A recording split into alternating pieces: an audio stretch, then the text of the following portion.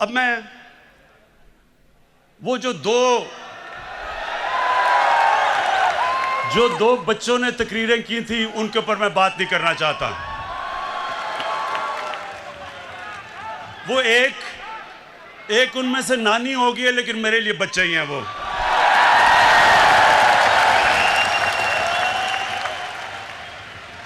उसकी वजह है, सुने टाइगर्स, उसकी वजह है। देखें,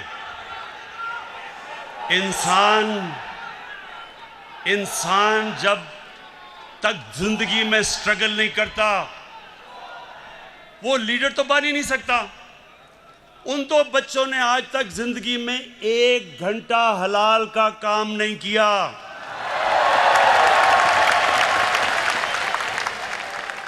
वो आज जाके लेक्चर दे रहे हैं दोनों। 1 घंटा उन दोनों ने पैसे बनाने के लिए हलाल का काम नहीं किया। पले किसके ऊपर हैं? अपने दोनों बापों की हराम की कमाई के ऊपर पले हुए हैं। तो उनके ऊपर तबसरा करना फजूल है। लेकिन जो और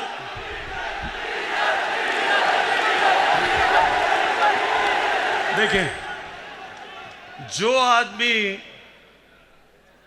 11 की टीम होती है, 12वें को 12th मैन कहते हैं, जो 12th मैन है उसके ऊपर मैं क्या बात करूं। अच्छा, अब मैं असल, ये बड़ा गौर से सुनना आप। अब मैंने जो असल बात करनी है वो जो लंदन में आज बैठ के जिसने जो कल गुफ्तगू की, मैं उसके ऊपर बात करना चाहता हूं। लेकिन उससे पहले फैसल, सुने उससे पहले आप जरा इसकी पहले शक्ल देखें। जब ये इंग्लैंड जाना था, जब और इंग्लैंड जाके इसकी शक्ल क्या बनी, जरा प्लीज दिखाएं।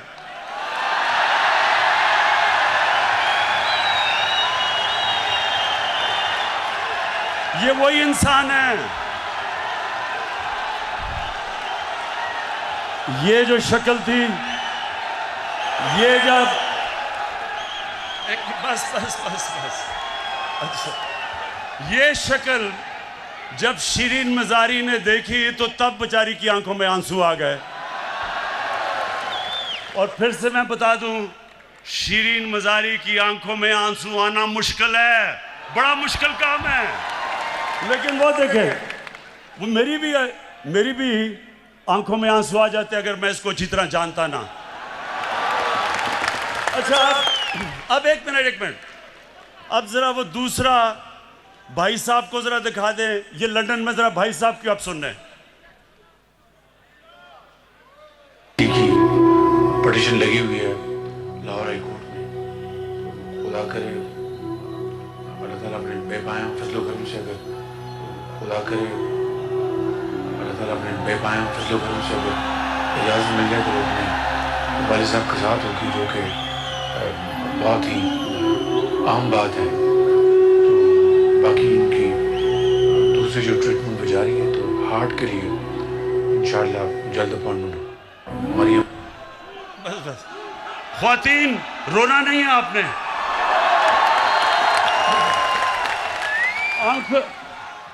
अपनी आंखों के आंसू पोंछ लें। ये बॉलीवुड भी ऐसी कोई एक्टिंग नहीं कर सकता जो अभी एक्टिंग किया है। अब सोचे सुने, अब सोचे कि हमारी कैबिनेट के सामने ये एक्टिंग जब हो रही थी, शिरीन मजारी रोना शुरू हो गई, तो हमने इसको वापस ही बाहर ही जाने देना था। लेकिन आज मैं सिर्फ ये कहना चाहता हूं, जो इसने ज़बान इस्तेमाल की पाकिस्तान के आर्मी चीफ के खिलाफ और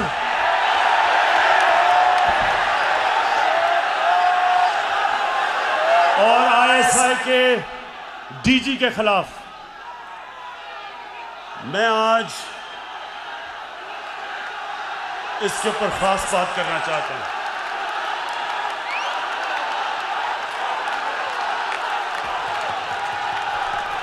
अच्छा खामोशी, सुने जरा मेरी बात, सुने सुने सुने मेरे टाइगर्स और पाकिस्तान के नौजवानों, सुनो गौर से। बर्रे सगीर की तारीख में कभी भी ऐसी हिंदुस्तान में हुकूमत नहीं आई जो मुसलमानों से और पाकिस्तान से इतनी नफरत करती है जितनी नरेंद्र मोदी की हुकूमत करती है। हमारे फौजियों के ऊपर मुसलसल हमले हो रहे हैं। हर रोज हमारे फौजी अपनी जान की कुर्बानियां दे रहे हैं। परसों 20 पाकिस्तान के सिक्योरिटी फोर्सेस के लोगों ने शहादत पाई, 20 लोगों ने।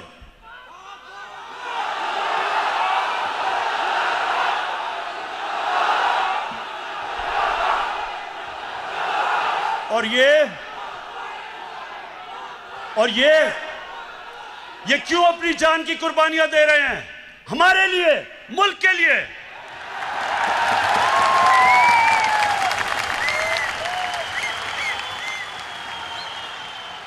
और ये गीदड़ जो दुमदमा के बाहर भागा था, वहां बैठ के आर्मी चीफ के ऊपर जो उसने कल जुबान इस्तेमाल की, और डीजी आईएसआई के ऊपर, सुने गौर से मेरी बात, मैं थोड़ा सीरियस आपसे बात करूंगा। ये वो नवाज शरीफ है जो आज फौज के ऊपर और फौज के सरबराह के ऊपर इस तरह की जो जुबान इस्तेमाल कर रहा है। आपको याद नहीं होगा क्योंकि आप तो तब पैदा भी नहीं हुए थे। ये जनरल जिलानी के घर के ऊपर सरिया बनाते हुए मिनिस्टर बना था। ये वो आदमी है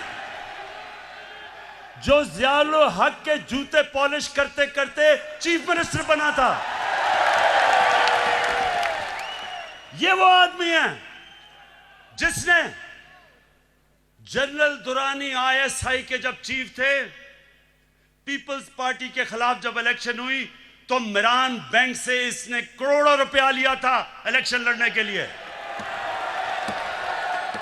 डीजी आईएसआई की सुप्रीम कोर्ट को रिपोर्ट थी। लेकिन इस मुल्क की बदकिस्मती ये कि हमारे मुल्क की अदालतों ने इसकी मदद की हमेशा। ये वो आदमी है जिसने आसिफ जरदारी को 2 दफा जेल में रखा था। जनरल बाजवा ने नहीं डाला था, और उसको कहता था पाकिस्तान का करप्ट तरीन आदमी है वो जरदारी। इसको ऊपर हुदायबा पेपर मिल्क का केस उसने इसके ऊपर बनाया था, जिधर अरबों रुपए इन्होंने करप्शन करके पैसा बाहर भेजा था, वो उसने नवाज शरीफ पे बनाया था। जनरल बाजवा ने नहीं बनाया था। ये वो नवाज शरीफ है। और जरदारी, चुप करके सुने, चुप करें जरा, सुने मेरी बात। ये वो जरदारी है और नवाज शरीफ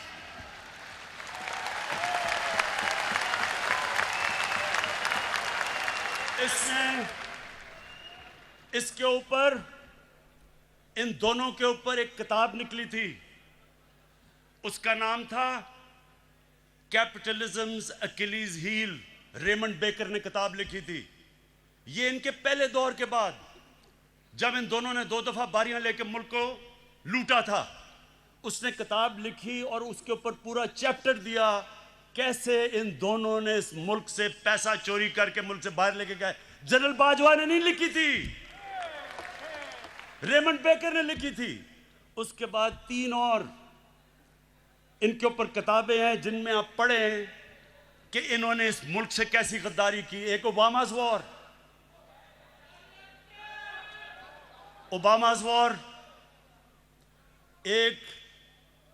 एक है सूस्किन, उसने किताब लिखी the way of the world. उसमें वो क्या किताब में कह रहा है कि बिलावल को उनकी वालदा टेलीफोन करके, CIA ने उसका टेलीफोन टैप किया बैंक अकाउंट्स बता रहे थे कि किन किन बैंकों में पैसे पड़े हैं तुम्हारे बारे। जो बाहर, अब जरा गौर से सुने मेरी बात, क्योंकि मैंने बाहर एक केस लड़ा हुआ है, हर जाने का केस बाहर लड़ा हुआ है इयान बोथम के खिलाफ, और जीता था केस। वहां सुने वहां क्या होता है, वहां जब आप कोई किताब लिखते हैं, 4 किताबें मैंने बाहर पब्लिश करवाई हैं, एक एक लफ्ज उस किताब में आप लिख नहीं सकते। वकील बैठता है और देखता है कि क्या आप साबित कर सकते हैं चीजें, नहीं तो आप कोई किताब नहीं बाहर लिख सकते, क्योंकि इतने सख्त कानून है वहां।